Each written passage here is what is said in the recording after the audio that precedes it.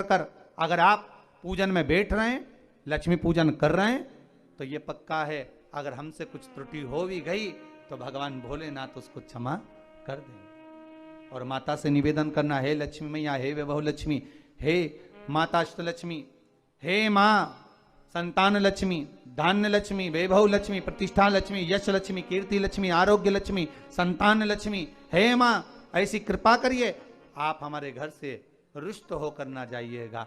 ये घर, ये परिवार, ये सब आपका है, सब आपका है, ये किसी दूसरे का नहीं। मां पूजन करते समय माता लक्ष्मी से जरूर कहें, मां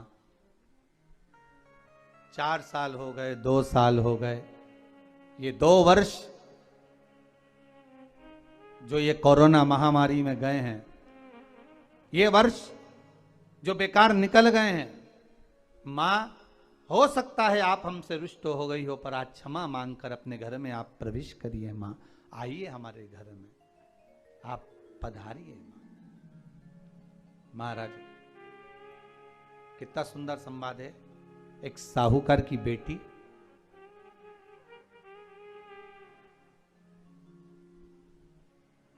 साहूकार की पुत्री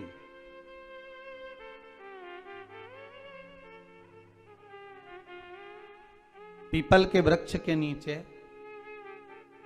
बेलपत्री के वृक्ष के नीचे, आंवले के वृक्ष के नीचे प्रत्येक अमावस्या को दीप लगाने जाती थी। उसका नियम था।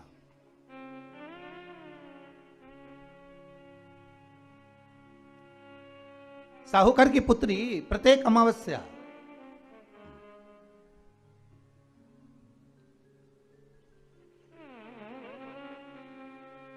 तीन दीप, एक बेलपत्री के नीचे, एक आंवले के नीचे, एक पीपल के नीचे लगाने जाते। महाराज आज नारायण ने कृपा कर दी, और क्या कृपा करी कि आज सरस्वती, पार्वती और लक्ष्मी तीनों इन वृक्षों के नीचे जाकर विराजमान हो गई। पार्वती मैया तो पहले से ही बेलपत्री के नीचे है,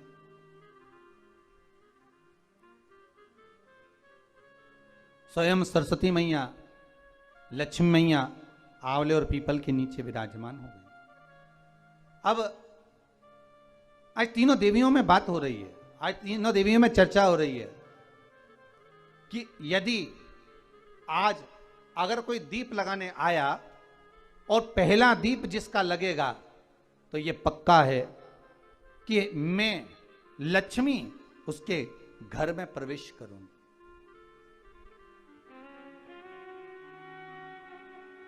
सरस्वती जी बोली, जो पहले बार दीप लगाने के लिए प्रथम में आएगा, मैं उससे अपनी सहेली बना लूंगी, उसको अपनी मित्र बना लूंगी। पार्वती जी बोली, जो प्रथम दीप लगाने आएगा, पार्वती जी कहती हैं, मैं भगवान शिव से कहकर उनका कल्याण करवा दूंगी। अब ये साहूकार की बेटी, वो साहूकार जो कहने का तो साहूकार था, धन पूर्व में बहुत था, पर अब इसके पास में कुछ भी नहीं बचा था। देखिए, सुख दुख तो जीवन में चलता रहता है। आज सुख है, कल दुख है, फिर दुख है, फिर सुख है, ये जीवन में चलता रहता है। भगवान ने दिया, हो सकता है पूर्व में आपके पास में खूब धन होगा, वैभव होगा, सत्ता होगी, फैक्ट्रियां भी होंगी, दुकान भी होगा, धंधा भी होगा, पानी भी होगा, सब कुछ, सारी सत्ता आपके पास में होगी, पर समय की घड़ी किसने देखी है साहब? कौन देखा घड़ी को, कौन देखा पल को? इसीलिए कहते हैं ना, बार बार कहते हैं, तेरा पल पल बीता जाए, मुख से जप ले नमः शिवाय, ओम नमः शिवाय, ओम नमः शिवाय। बड़ी मुश्किल से मिलता है। घड़ी, पल, समय, नक्षत्र कब बदल जाए किसको मालूम है? आज साहूकार के जीवन में था साहूकार कहने का, पर धन नहीं था, वैभव नहीं था, सब समाप्त हो गया था, कहीं पैसा चले गया, लग गया। महाराज बेटी ने वही दीप तैयार करे। दीपावली की अमावस्या नहीं थी, पर दूसरी जो अमावस्या थी उस अमावस्या पे उसने दीप लगाया। जैसे ही दीप लगाया, 3 देवियों ने आवाज लगाई, अरे सखी सुनो तो। साहूकार की बेटी बोली, किसकी आवाज आ रही है? अरे सखी सुनो तो। सखी ने कहा, क्या बात है? आवाज आई, 3 सुंदर स्त्रियां, बड़ी सुंदर युवती बनकर, सुंदर आभूषण वस्त्र पहनकर बैठी हुई थी। एक ही जगह पर तीनों बैठी हुई हैं। इसी को त्रिवेणी कहते हैं महाराज। ये त्रिवेणी का जो वृक्ष होता है उसमें 3 त्रिवेणी का जो वृक्ष होता है उसमें दिए लगाने का बड़ा महत्व होता है, तो इसी को त्रिवेणी कहते हैं। तीनों बैठी हुई थी। अब तीनों बैठी, आवाज लगाया, हम आपको सहेली बनाना चाहते हैं, सखी बनाना चाहते हैं, आप हमारी सहेली बनेंगी? अब इस साहूकार की बेटी को लगा ये तो बहुत पैसे वाली दिख रही हैं, धनपति दिख रही हैं, और मैं तो गरीबड़ी, और ना जाने में अगर इनकी सखी बन गई तो फिर इनको क्या मुझे देना पड़ जाए, कोई भरोसा? इसलिए शास्त्र कहता है कि मित्र भी बनाओ तो सोच समझ कर बनाओ। मित्र भी बनाओ तो सोच समझ कर बनाना। ज्यादा धनपति मित्र बन गया तो मन में आएगा कि जब ये घर आएगा तो इसको घृत का भोजन तो कराना ही पड़ेगा, घी का भोजन तो कराना ही पड़ेगा। इसलिए मित्र भी बने तो ऐसा बने कि जो आपके सम्मुख में हो उसको धन और वैभव से मतलब ना हो, उसको सत्ता से मतलब ना हो, आप उसको केवल आपसे मतलब, आपकी मित्रता से। साहूकार की बेटी ने कहा, मैं आपको कल बताती हूं, मेरे पिताजी से पूछूंगी मैं आपको मित्र बनाऊं कि ना बनाऊं। ठीक है, चलिए घर पहुंची। पिताजी, मुझे 3 सखियां मिली हैं, एक सरस्वती है, एक पार्वती है और एक लक्ष्मी है। अच्छा, पीपल, आंवला और बेलपत्र तीनों वहां विराजमान। अच्छा, क्या कर रही हैं? सखी बनाना चाहती है। पिताजी ने कहा, बन जाओ सखी, सखी बनने में दिक्कत क्या है, बनो। अब दूसरी अमावस्या पे जब वो गई और जाकर उसने कहा कि मैं आपकी सखी बन सकती हूं, तीनों प्रसन्न हो गई। तो उसमें से एक सखी माता लक्ष्मी ने कहा कि चलो आज तुम हमारे घर चलो, हम तुम्हारा सम्मान करना चाहते हैं। सखी को माता लक्ष्मी अपने घर ले गई। साहूकार की बेटी को जब घर लेकर गई, सुंदर सोने की चौकी, सोने की थाली और सोने के गिलास, पकवान एक से बढ़कर एक माता लक्ष्मी ने जब साहूकार की बेटी के सामने परोसे, इधर माता सरस्वती इधर माता पार्वती नजदीक में बैठ गई और साहूकार की बेटी पकवान को पाने लगी। साहूकार की बेटी पकवानों को पा रही है, भोजन ग्रहण कर रही है।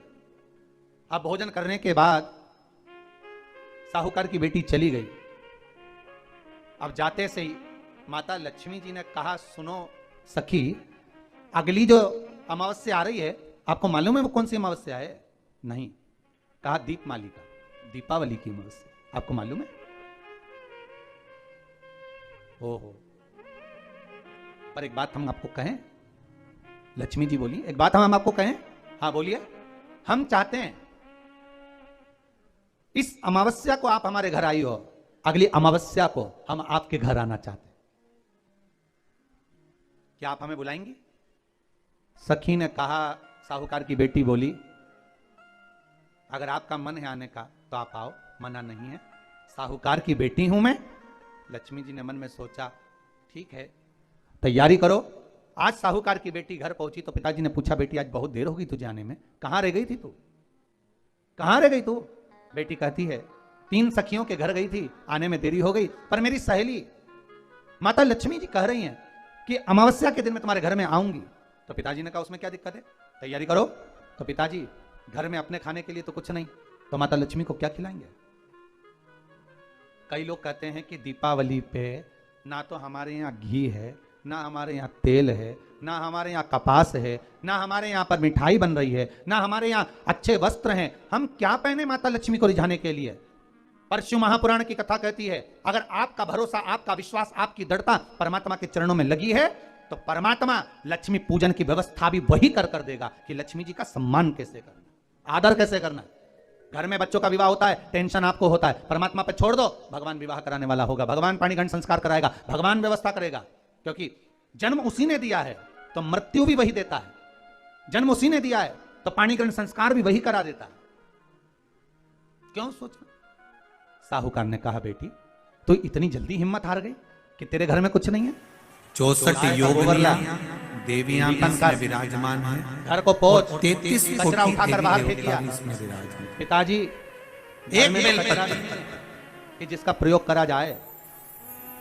कभी मौका कचरा लगे उठाकर बाहर आपके फेंक दिया। जीवन में, चौक पूर, पिताजी चौक पूरने के लिए तो मेरे पास में कुछ है जब ही दुख नहीं। तकलीफ दीवार पर कष्ट पोत रही है, बहुता मात्रा मिट्टी में को है, पोत। तब प्रयास करिए। उनके घर गई थी, सोने की चौकी पर एक बेलपत्र सुंदर आनंदमय भाव से बिठाया है मुझे, बेलपत्र सुंदर का सोने की पत्ता थाली में भोजन कराया है मुझे। अपने हृदय का भाव लेकर जब शिव हमें मंदिर क्या में दूं? जाओ, शंकर भगवान को जब भी समर्पित करो। आपकी सहेली अगर आ रही पहले है, बड़ी धनपति है, अगर कोई वही बहुत वही करे। विषम स्थिति में फंसे हुए हो, बहुत तैयारी में कष्टमय सरस्वती उनके साथ परिस्थितियों जाने में की फंसे तैयारी हुए में हो, और निकलने के लिए पार्वती ने कहा, एक आज नहीं बेलपत्री का क्यों? पत्ता आज मुझे अशोक सुंदरी वाली क्या का दिन है जगह ना, पर चढ़ा इसलिए बेलपत्री के पेड़ के नीचे जल मुझे रहना उसी पड़ेगा। को तो माता पार्वती शिव जी पर बेलपत्र चढ़ाया के पेड़ के नीचे रुक गई और शंकर भगवान पर तैयारी करी। समर्पित लक्ष्मी और सरस्वती जाने लगी, साथ में उन्होंने गणेश जी को ले लिया, कलश जी को ले लिया, और साहूकार के यहाँ जा रही हैं। जैसे ही साहूकार के यहाँ जा रही थी, इतनी देर में माता पार्वती को किस लगा जगह किसी पर पास में रखना घुमाने है? के लिए रखने के लिए कुछ नहीं है। माता उसी पार्वती पत्ते ने को पहले एक चील का काटना। रूप लिया और उड़ती हुई एक अशोक राजकुमारी सुंदरी के वाली हार को, रतन जड़ित हार को लेकर मां पार्वती गई और साहूकार के घर में उस फेंक दिया। साहूकार के थोड़ा सा दरवाजे जल पर वहां चढ़ा दिया, पत्ते को उठाया, झाड़ू लगाते समय फिर देखा कि शिवलिंग कचरा के ये हार कहां से आ गया। पिताजी को दिखाया, बचा हुआ जो कलश में जल है, हार को तो भगवान जो शंकर सेठ को को दिखाया, महाराज ये हार तो करोड़ों का है, कोई साधारण नहीं। धन मिला, धन मिला तो सबसे पहले जाकर एक सुंदर चौरंग लाया, पाटा लाया, उस पाटे पर सुंदर वस्त्र अभी रखो, और कथा के विराम पर ले लो। तैयारी के लिए सुंदर सुंदर घर में पकवान बनने लगे साहब, और सुंदर सुंदर दो जगह पर जल चढ़ाना।